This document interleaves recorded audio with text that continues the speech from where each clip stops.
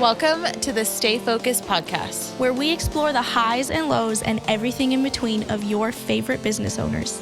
We're here because your story matters, so stay focused. Just getting to do what you want to do every day. I mean, the fundamentals of what we do, it's really basic, right? I'm still learning, especially as the team grows. I get excited off of tiny stuff. If it's like one of my favorite local businesses and they want me to print shirts, I'm like, oh, yeah. Welcome, guys. Today we have Madison with California Teas. How exciting. Yeah. We're so glad to have you here today. Yeah, thanks for being here. Yeah, thanks for having me. California Teas. How many years have you been in business, first of all? This will be 48 this year. 48 years. And not you. You're definitely not 48. So thank you. I hope I don't look 48. You don't look 48. But after a kid, maybe a few years. But yeah, so my dad started the business in 1976. How awesome. Wow. Here in Lubbock. Yes. Okay, so it's always been local to Lubbock. Yes. Lubbockites love that. Yeah. They really eat up the local aspect of everything. So 1976. When did you take over? Oh, let's think. I moved back to Lubbock in 2019, so pretty much then. Okay. I worked with my dad for about 6 or so months and then just like slowly kind of started like taking over everything. Okay. So did you move back for the purpose of taking over the business? Overall, yes. We were living in North Carolina and it was just far too far from our families. We're both from Lubbock. So, I mean, we'd be spending all of our vacation time just flying home all the time. And in the back of my head, I knew the business was really what I probably wanted to do. It was super hard when you're in your 20s to want to give up my really fun job I had and our fun time in a big city. But we finally were like, yeah, we want to be closer to family. Let's move home. And my dad honestly called and was like, hey, like either you come do this or I'm selling the business because I'm getting old. So, yeah. Okay, so is it just you? As far as what? People to give the business to. Yeah, so I have an older brother and sister. Okay. They, though, are about 10 and 14 years older than me. Okay. And just at that stage in life, like, wouldn't really want to do that. Mm-hmm. And they also don't live in Lubbock, so. Okay. Yeah. That makes sense. So it was, okay. Yeah. So you came back and took it on. And did your husband help you? Or are you guys doing it together? No, he doesn't directly help me. He's not on payroll, but he does quite a bit of stuff for me all the time. So if you need a toilet replaced, I'm probably going to call him and he's going to do that, which we did a couple weeks ago. When we first got going, we hadn't really done events and stuff, like going to sell t-shirts places. And so it'd be me and him to do those things. But no, he has a full-time job. And your storefront is on University? Yeah, it's on University right across from Tech. Has it always been there? It has. Okay, it's always been. Wow. The new sign just went up. It? It looks so good. Oh, it looks I love it. Good. I know. That was like a very needed thing that until it was up and going, I was like, oh my goodness, we could have done this forever ago. But thank you. They did a really good job. It looks really, really good. So, okay, moving and taking over a business is like a really big deal. Like that changes your entire life. Yes. Right? Like, did you feel the weight of that when you did it? Like, what was your main motivation for wanting to change your whole life to take over a business? Well, I guess 2 parts. So changing my whole life to a point. I mean, moving home was going to be an easier life no matter what, just because we were living in a big city. I had a good job. Chris had a good job, but we were living that city life, which was super fun because we were 25 or so. We're older, I guess, 26, 27. But, whenever you're starting to look at let's buy a house and you can't probably afford a house that's not way outside of town, then you're like, okay, Lubbock looks really good, right? So life kind of I literally remember driving to work and it took 7 minutes from where I live and being like, oh my gosh, this is so exciting. So just those changes was enough. But I don't know. I feel like my dad really eased me into it. It wasn't really just like, hey, here's everything, go for it. It was work here, do sales for me. I'll still be kind of in charge. And it was a really slow, progressive thing. So it never felt too much, really. Okay. I was very lucky though. And I was lucky because he really wanted me to have it. There was no let me prove myself to him. He probably thought that in his head a little bit, hope she really can do it type thing. Because he hadn't known me as a working adult yet. Because the last time him and I worked together, would have been me in college at California Teas, and all I wanted to do was move away from Lubbock. I'm like, get me out of here. I hate this place. Like, why did I go to college here? Blah, blah, blah. It's so boring. So I was, a sweet little college brat. And then coming back, I think he realized, oh, she went off and worked, for a company for 7 years, matured a lot. And so it was a really easy transition. Yeah. So was taking it over always in the plan for you? I think so. I worked there I basically grew up there. I was the kid in the office. So even if I did like a very minute task of like spacing hangers, like I was always working there every day. I remember being really jealous. A lot of my friends had babysitters, and I never had a babysitter really during the summer because I was always at work with my parents because my mom and dad ran the business together. So I just always knew I would do it. And it's just such a unique, very unique business. You can do a lot of different things with it. And I feel like I've done a lot, and there's still like a lot of really fun things we could do. So it was always in the plan for you to take over the business. Was there any point that you like looked at your parents and you saw all of the things that went into it and you didn't want to?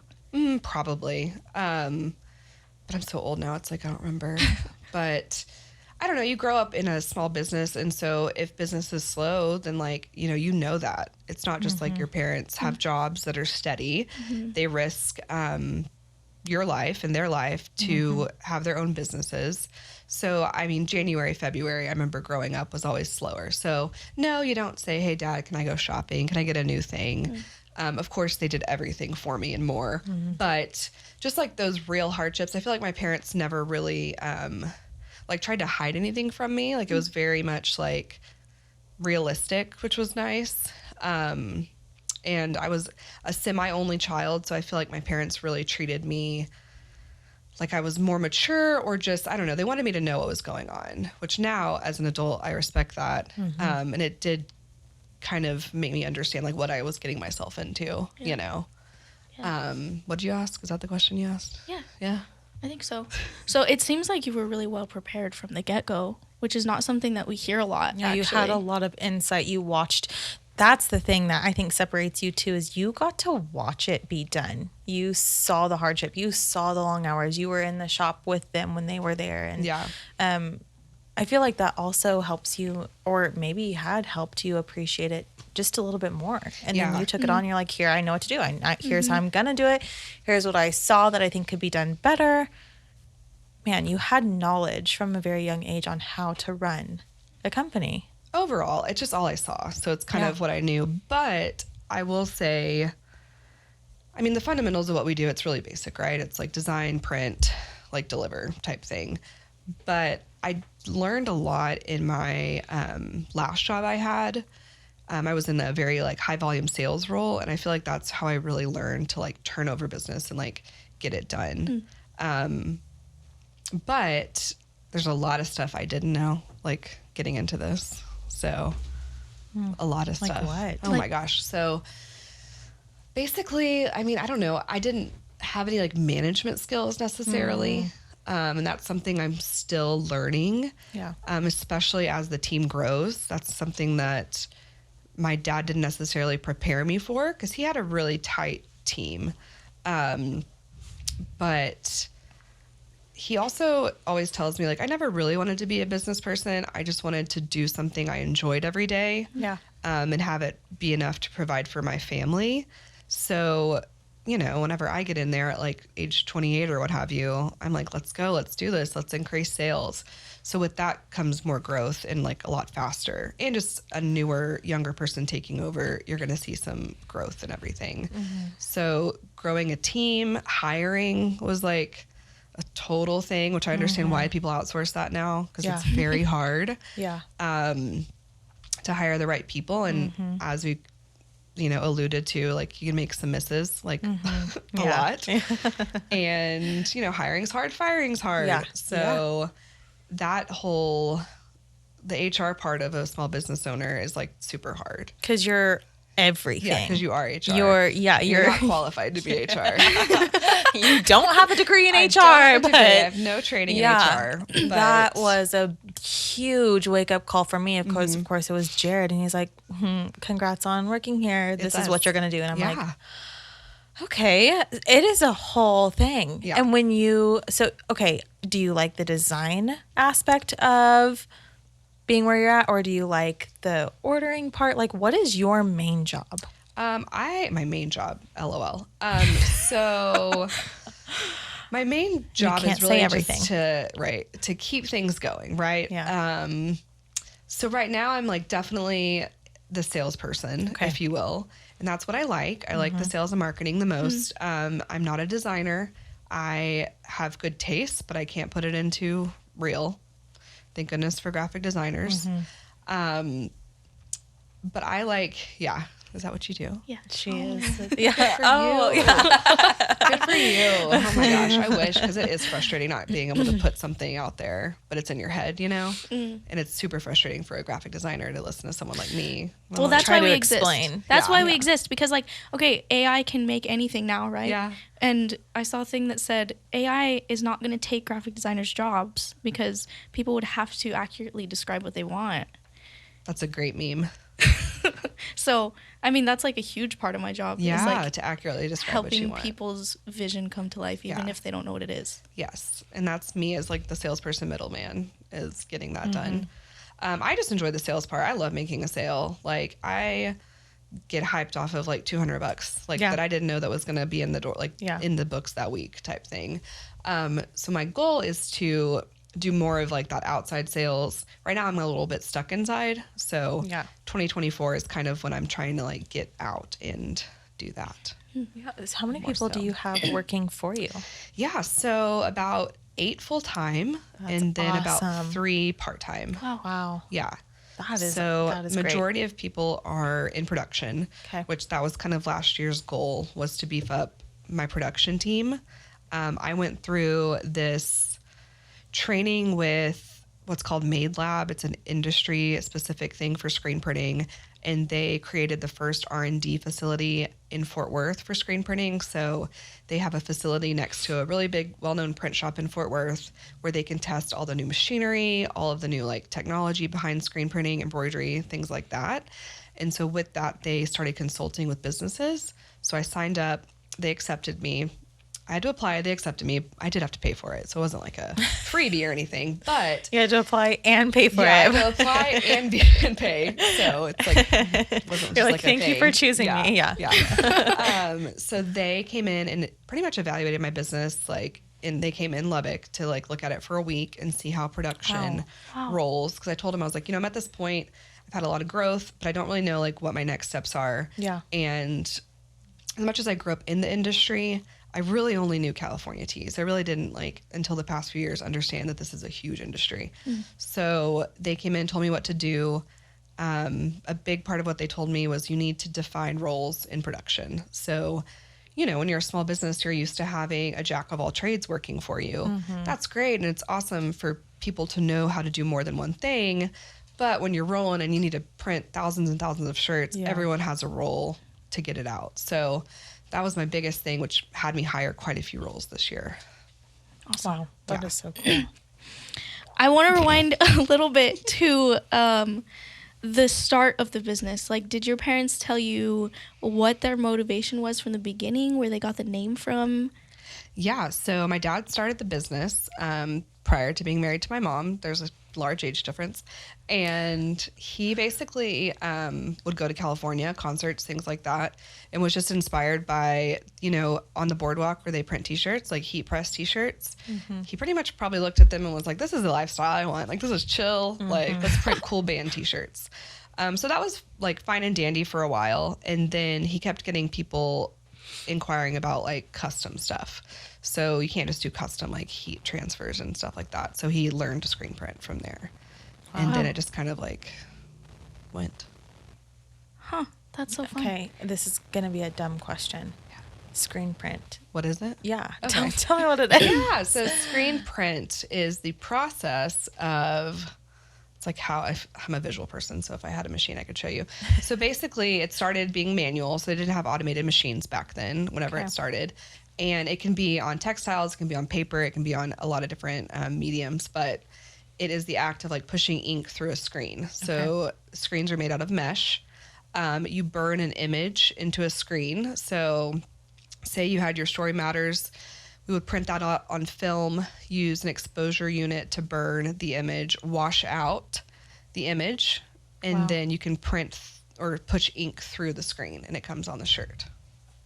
So it's a whole process. It's like definitely an art form. So we still manually print. So orders that are like 25 and under, we print with our hands still. And That's so fun. Yeah. And not a lot of people still do that locally or in general. There are shops though that print everything by hand, and it's because people will go to them just to get shirts printed by hand. By hand, yeah. You know, to grow a business, we had to automate and get an automated machine, which we've had that for probably like 30 years and just got a new one. So that can print like 10 shirts around, and it's like done with like 10 arms, and there's like it like pushes through. How interesting. So manual printing we use more so for small orders, like tiny koozie orders. We do a lot of smaller orders because I want to always cater to local businesses. I could say, hey, our minimum's 25, but that doesn't work for a lot of companies. Yeah. And so it's kind of like the battle of growing, but also wanting to like service your community too. So yeah, so screen printing is an art form. So would you ever let someone random try it? Yeah. So what we do, a goal of mine this year is to do screen printing classes at the shop. No way. That's a good I call. will be at one of those. Yeah, but something we've done, last year I bought like a mobile printing press that you can take to events. And so if we take that to one of your events, or we host an event at California Tees, we let them like push or pull the squeegee and print their own shirt. That's so cool. Yeah. I want to do that. Yeah. We just got a bunch of shirts that they just did for us. I want to make one. Okay. So we'll probably do like a Valentine's Day event at the store where you can come print like a Valentine's fun. Day t-shirt. Yeah. That's cute. That's so exciting. Yeah, it's super fun. I mean, it's really meticulous. I enjoy printing a couple shirts. Do I want to print 50 shirts? No, it's work. So Yeah. my printers have some strong arms. Like after I do it, I'll do some of our events and stuff just because it's a fun thing to do. And I leave and I'm like, oh, I'm so sorry. I wake up the next morning. I'm like, oh my gosh. Good workout. Yeah, good workout. Good arm workout. You get in shape that Yeah. way. If you need to get in shape, there you go. Yeah. So screen printing, Print your yeah, own is our main thing. But we do embroidery, which is stitching by machine, not by hand. And a vinyl transfer is applied with a heat press. Okay.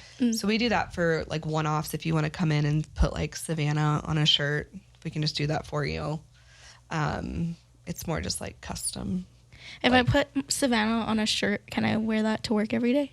Yeah. Is that Every day. Is that the uniform? Same You shirt. have to get 5 shirts. yeah? Yeah, you buy 5 Every day. different- Can I have your approval for that? We'll talk about it later.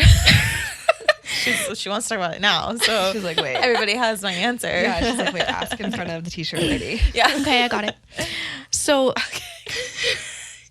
so you've owned this business for like about almost 5 years now, right? What has been the hardest thing? I would say as a business owner, you have to be on every day. So, you know, the jobs you had before running a business, you could just, if you're tired, you can come in and kind of coast sometimes a little bit, you know? You just really can't do that. Like, I can't be that person that comes in tired or comes in having something affecting me personally. Like, you really leave everything at the door because everyone looks to you. It's your responsibility to get everything going. Your mood dictates everyone's mood. So that's probably the hardest thing. I think it's also a good thing. It keeps you really accountable. I can't stay up late. I can't drink too much wine. I will be not my best self. So it's very much like, hey, like I get there. My goal is for the business to run well, but like half of it's just like making sure all these people that work for me are good, like, and checking in with them and making sure they feel like they are appreciated. Like it's a different work life. Like I remember even just being like in college or my first jobs, like we just went to work and like work. Yeah. And yeah, my bosses were really gracious and cared about me, but it really was about the job. Right. It's the environment's changed a lot, as Yeah. you guys know. So to maintain these people or retain these people, you have to like kind of give a care about them. A lot, yeah. So half of what I do is just like making sure everyone's good. But like I can't lead a business without being like on 24/7, and that's obviously exhausting. It sounds exhausting. Yeah. But I really have tried to set boundaries. Like work is Monday through Friday. Yeah. Like 8 to 5 or whatever, 9 to 4, whatever I can do as a mom also. I don't want to put work, I'm not going to procrastinate. I'm going to do all my work. And this is a maturity thing too. I wasn't always like this, but I'm going to do all my work during work hours. Things are not saved for the weekends. That's for like family time and just downtime. Obviously there are some fun things you have to do on the weekends, like pay sales tax because it's due Monday, and file things that a lot of things to be filed. Yeah. And There's things to be filed all the time. There's like something to be filed or paid or something. But I really try to reserve that for like work hours and stuff. So it's a pain to have to be on all the time, but it's also good. I bet. And you're teaching them so many good things by leading by example. Like I try, but I'm not perfect, for the record, if y'all listen to this. that sounded. If you employees listen to this, Yeah. oh my gosh. They're gonna have a listening party. Be like, what did you just say? I know, right? I'm like, I told like one person I was doing this. I'm like, yeah. Where were you? You look so nice today. That's what they were telling me. Because, I work at a t-shirt shop, so the sweatshirts and t-shirts are frequent. Like, I just have a podcast I'm going to be on. Like, oh, what is it? I'm like, do I want to tell you? Y'all haven't heard it. You've not heard of it. It's not a real thing yet. I'll be tagged on Instagram, but don't look. They don't know. They don't know until they know, right? What's the biggest job you've ever done? Like t-shirts? Yeah. Oh, gosh, I don't know. Maybe biggest is not the right word, but we're like, here's an inquiry that came in or a sale you landed and you were like, this is it. This is what I've been working for. This is like, it's finally here and I get to do this job. Oh, no. Oh, there's so many inquiries. I don't know. I get excited off of tiny stuff. If it's like one of my favorite like local businesses and they want me to print shirts, I'm like, oh, yes, we get to print shirts for, I wish I could think of something right now. Creative. Yeah, creative is obviously the inquiry that came in. I was like, actually, y'all were just like so easy because you had artwork. So No, she just sent you all the. Yeah, she's like, here's the files, here's the colors. Let's get this done. A lot of it is just like local businesses that I'm like a fan of, or like Mountain Hideaway. Like when they use me for shirts, I'm like, haha. Like, what? I just got an inquiry. I'll just say it. Why not? Through like Rally House, which is a new business. Are y'all familiar? Not yet. About to be. So they do. They opened a store in Milwaukee. They're hoping to open one in South Plains Mall, and it's like tech apparel, Dallas Cowboys, Chiefs. But they're a local, not a local business, but they started small, and it's important for them to carry like local product. So we'll get to put like our Lubbock stuff in the stores, which I haven't gotten to really do that yet. Yeah. That's really exciting. Yes. That is exciting. So that's stuff like that gets me excited.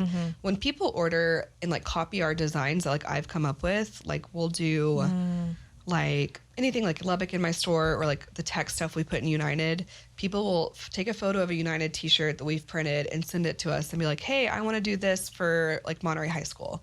And I'm like, oh, like that's exciting. Like when they start to like rip you off, you know what I mean? Yeah. But it's you, so it's okay. Yeah, right. Yeah. Right. So you're still getting the business, but you're also like, Yeah. Did you know that I made that? Yeah. And like they don't care. Did you know that this is theft? But it's like, man, with what? What? I'll do it. Because you can't copyright your stuff then. No, Or it's could probably you? worth And it, yeah, okay. Really, I think that no, it's not worth it in this world now. Everyone's ripping ripping off everyone. designers like left and right. I can only imagine how they feel. I'm thankful for it because who can afford like $5,000-$6,000 purses when you can have a I'll buy the $100 one? Yeah, like great. It's flattering. I don't know. I had my last boss. I still talk about her a lot. Her name was Liz, and I worked for a really like huge catering company. My budget to meet was like $4 million a year. So what they did as a whole was crazy. But she was just a really good boss and mentor, and she was just like, you be thankful for like every like dollar that someone spends with you. Yeah. Because they don't have to do that. So that's just anything. I don't know. Like, I have so many people call, I have like 25 shirts. Like, is that too small? I'm like, no. Like, let's do it. Because maybe you're going to refer me to someone that wants 1,000 t-shirts one day. Yeah. I don't know. I'm just like never, that's what I teach my employees. I'm like, no. Thankful for the small because it spending their also money gets with you the us. big. Like, they're coming and giving us $300 we didn't know we were going to have this week. Like, that's awesome. Yeah, I love I'm trying to think of a cool thing that we've done. I don't know. I can relate to you in that area though, because like last year, creative did kind of explode and we were doing all the things. And so all of a sudden, the smaller one-off jobs, like one, it was hard for us to do and put time into. Yeah. And then two, we're like, okay, I don't know if we're like profiting as much anymore. So we like, when I tell you, completely stopped taking jobs below a certain pay point. And to now this year to where we're like, no, we're thankful for those jobs because we're still taking care of people. We're still making an impact. We're still helping them. That's the whole point. Like we had to like refocus. Yeah. And you are thankful for the little guys because sometimes they do turn into big guys or they get you big guys or it just is, it sustains you in those slow months. Yeah. And so. And there's like something about like some goodwill towards it too. Yeah. Like I catch myself though, because I mean, it's Lubbock, it's small. You always know someone. Yeah. And you always want to help someone, even if you're like, this actually is probably not going to make me any money. Yeah. But I'm going to get them some shirts. I'm going to like take care of them type thing. Yeah. I don't know. There's like part of that. And being a small business that's been in a community for so long, I feel like you kind of have a responsibility and you can't just turn away a lot of stuff. My goal is to just be able to take it all and like equip ourselves to do that well. Yeah. So what does it look like to you? What is your dream staff number? And are you close to that number? And second location, like what is your dream for California Teas? My dream for California Teas is, I don't know, I'm getting close ish, but I don't really want a second location now. You know, in my mind right now, things. This is a long haul for me. So if you own a business, I'm going to be doing this until I retire. I have Charlotte, my daughter, who's like, oh, I want to do this too. Hopefully, fingers crossed. Sweet. That's why you have more kids, just so it's like a better just chance. so one of them can take it on. Yeah, I'm trying to tell my you don't have to sell it. If we have three, at least one of them. Them. That's what I think, but I don't know. I'll be here to tell you that they're like, I know. Why? This is so exciting. Holding out hope for the one who can't talk yet. The littlest one. She's gonna. She'll probably rule the roost. That's right. But I don't know. We did so much last year that this year I'm kind of just chilling. Not really chilling. Never chilling, you know. But my goal for this year was to get another wholesale account, which might happen fast with this one. So I'll have to get another one because that was too easy to happen in the first month if we solidify it in January. But you set the goal and then you check it off. I know my second staff week was like, we're like going all over our goals, and I just kind of like gave them an update about that this week, and they're like, okay, you need like, another goal. Did that. Like, well, okay. You are like killing the game. Yeah, You're like, really. I'm just so bored with how well we're doing. No, and that's not true. That's not true. See, in the back of my mind, I'm always like, okay, more. Yeah. But like, also very satisfied with like last year. We just had so much change and everyone did really well. So try not to like kill my team again this year with so much change. Yeah. But I don't know. I feel like I have to like look at different ways to do business because you could continuously try to get more space, add another machine, add another crew, which a few years ago I thought that was the play. But now I'm trying to just do different types of things to get revenue and still work with like the same size team to a point. Yeah. That's probably what I want to do in the next 5 years because the other is just hard.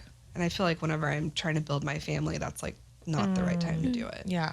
Type thing. So the live event printing has proven to be like successful and we really haven't even like hard launched it, I don't feel. That's so cool. But that is, no one's doing it in town. That was one of the things that the Made Lab was like, hey, no one's doing this in a college city. Like, y'all print all the time at your store. It's the same thing. You just take it elsewhere. What if you did it for like First Friday Art Trail? So I'd like to. So I want to do kind of a like print shop collab with like the Cast print shop. this spring when it's warmer, you know, or just at First Friday. I don't know. There's just like, it's endless opportunity. So many opportunities. That is so exciting to Yeah. me.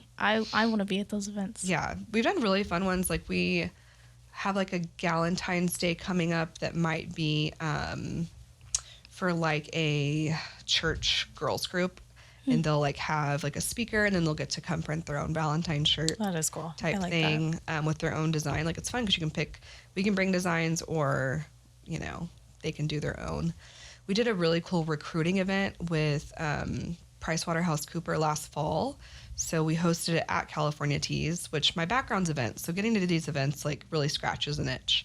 So we hosted it there. We did beer, wine, local beer and wine charcuterie, and then the seniors that were like interviewing and recruiting for these jobs came in and printed their own like tech shirt or Lubbock shirt. Nice. That's So just doing like unique things like that to bring in extra revenue is the goal. And then I want to get into more like wholesale places.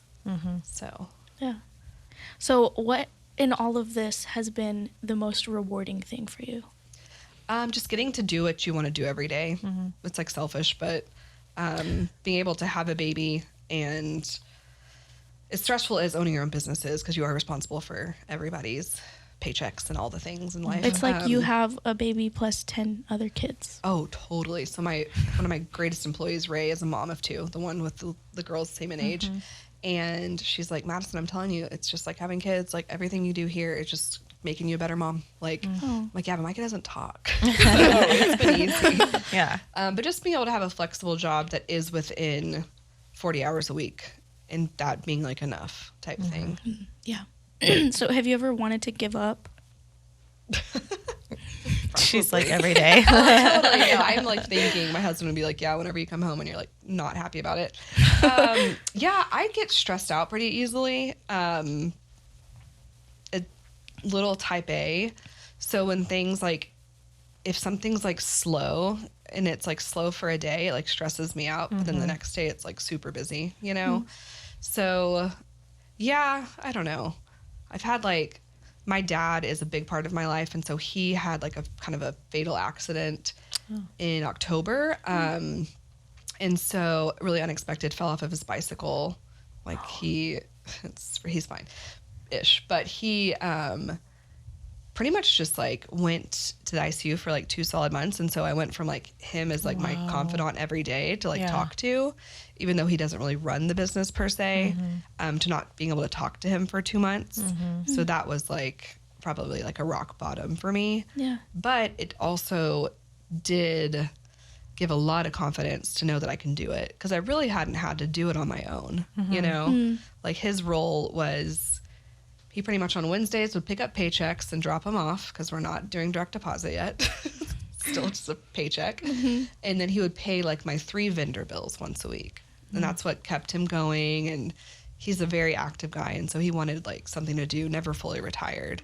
So I really finally had to do stuff on my own the past few months. But I would say that's the moment when you want to give up, but then at the same time, it's like, no, like I'm the one that's What you've supposed built to do is this. too good. Yeah. So Yeah. good I and bad. have a question about, I want to get to know like friendship stuff. I know, we said you did a networking group. And so, but I want to talk about how it feels to be, that phrase lonely, it's lonely at the top.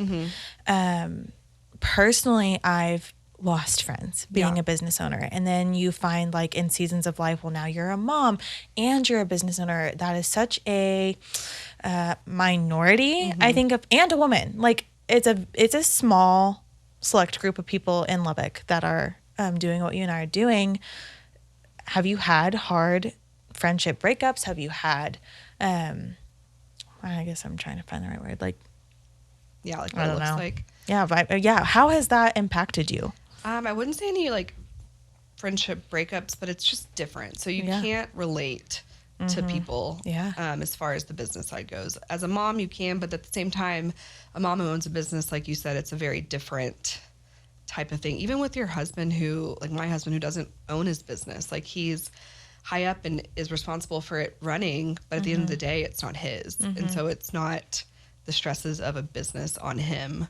It's just different. Like I do sit back and like think like I don't have a lot of people to like talk to about that type of stuff.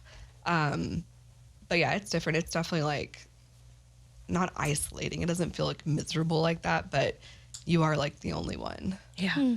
But I've joined like different groups. So I'm in like an executive women's forum, and it's a monthly, I guess twice a month, we do lunch and then happy hour. And the requirement is that you have to either own your own business or essentially run the business that you're in. And so that is helpful.